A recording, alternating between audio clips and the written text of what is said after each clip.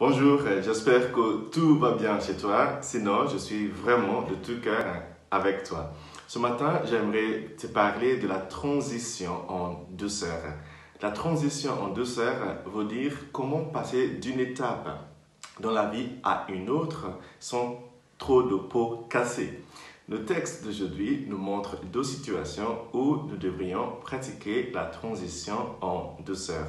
C'est par exemple quand il y a un conflit et aussi, deuxièmement, quand on arrive à la fin de quelque chose. Dans la première lecture, qui est tirée de Deutéronome, chapitre 34, de versets 1 à 12, nous voyons la fin du ministère de Moïse.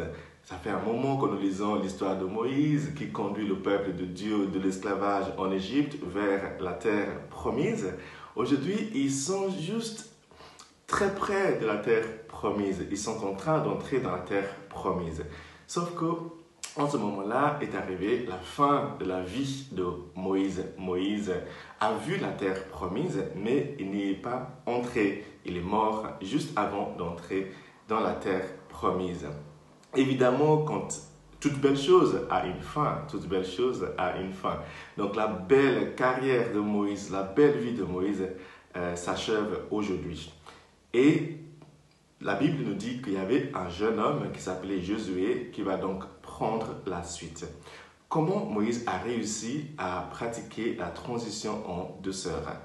Moïse a pris Josué depuis un certain temps sous ses ailes.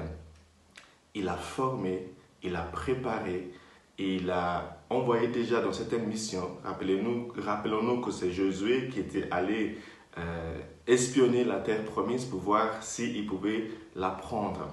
Donc, c'est pour dire que Josué était préparé. Nous aussi, dans la transition familiale, dans l'entreprise ou autre, il est important de ne pas quitter un jour et laisser quelqu'un d'autre continuer comme s'il va devoir inventer le soleil. Non, il faut un temps de préparation. Il faudrait un temps où nous transmettons à la personne qui va nous succéder des choses que nous avons su faire, des choses que nous avons pu faire afin que cette personne puisse effectuer une transition en douceur. Moïse n'a pas choisi quiconque, il a choisi un jeune qu'il a déjà formé, à qui il a déjà transmis beaucoup de choses. Pour nous qui avons des enfants, parfois nous pensons que nous faisons du bien à nos enfants en préparant le repas et en disant à table. Eh bien non, ça ne marche pas. Si tu veux que tes enfants grandissent correctement, il faut leur apprendre aussi à cuisiner, à faire le ménage, à s'occuper d'eux-mêmes, de leur chambre, de leur vie, petit à petit, afin que quand toi tu ne seras plus là ou quand ils vont quitter la maison, qu'ils puissent assumer leur vie, faire cette transition de quitter la maison en douceur. Il est important de préparer nos jeunes pour le futur. Nous avons une deuxième situation qui est une situation de conflit. Toute belle relation arrivera à un moment de conflit. Oui, et Jésus, dans l'évangile d'aujourd'hui, Matthieu chapitre 18, de versets 15 à 20, nous montre 4 manières ou 4 étapes dans la transition en douceur. Il dit d'abord, si ton frère ou ta sœur n'est pas content avec toi, va en parler avec lui. Première chose, dialogue. Commençons toujours par essayer le dialogue. Le dialogue, c'est la parole sensée entre deux personnes. On peut aussi parler de la négociation, mais ça c'est un peu plus soutenu maintenant. Mais prenons le mot dialogue. Allons parler de la chose qui nous heurte avec la personne. Et deuxièmement, il dit, si ça ne marche pas, essayons la médiation. C'est-à-dire, tu vas chercher 2 ou 3 personnes qui vont essayer de vous réconcilier. On dit que même le diable a quelqu'un qui l'écoute. Tout le monde a quelqu'un qui l'écoute.